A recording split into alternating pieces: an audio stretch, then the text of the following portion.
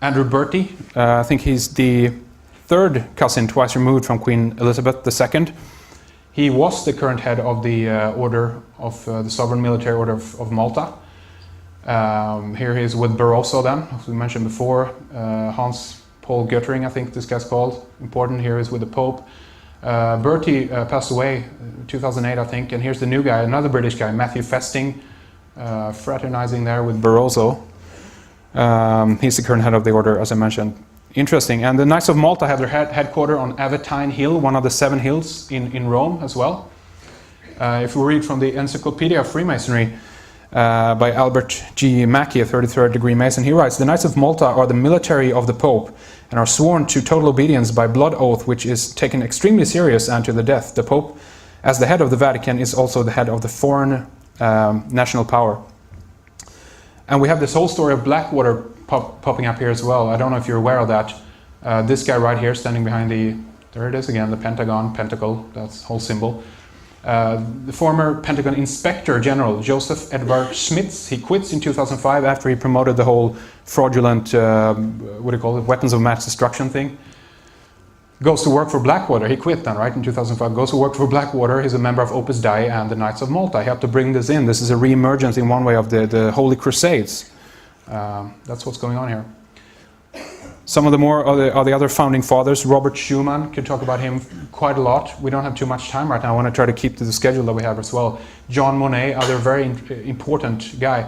But I'll leave you with a few sources in case you want to look at some of the modern corruption actually within the European Union.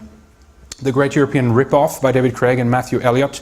Fantastic expose of, as I mentioned, the modern corruption, the wasteful nature actually of the European Union. Martha Andreasen, lovely lady. We had her on our radio program, by the way. You can go and listen to the full hour interview we did with her in terms of her book and what she's been up to. Brussels laid bare. She was chief accountant to the EU. And refused to sign off the accounts because she felt that the EU was, their accounting system was an open till waiting to be robbed. There was so much corruption there. She quit. It's a whole story about that too. Check it out on the website. Blowing the Whistle, Paul von Buitenen, also showing the corruption in the European Commission, mostly through the use of fictitious and questionable contracts with outside consultants. Finally, The Great Deception, Christopher Booker, Richard North, also very interesting. Some of it goes into a little bit more on the background in terms of that. And all this thing, just to briefly round up here, that is what I call corruption allowed within the European Union in that sense. They want to, the weird quirk, we're working on a DVD to put this all together for you in terms of the modern corruption of the EU as well. So many things that I haven't had time to talk about. We just looked at the symbolism of the background. But I feel that they, in one way, just be aware of this, that they want to show how corrupt the European Union is.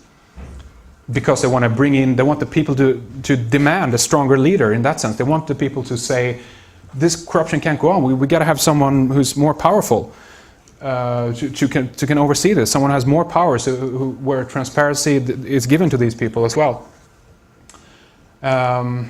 And that's basically this, and we hope to elaborate more on these points further on as well. There's so much more to talk about, but just be aware of that I think the corruption and the exposure of the corruption within the EU is allowed in that sense, and it's a work in progress. They're building on the European Union and have done that for a long time, and it's continuing.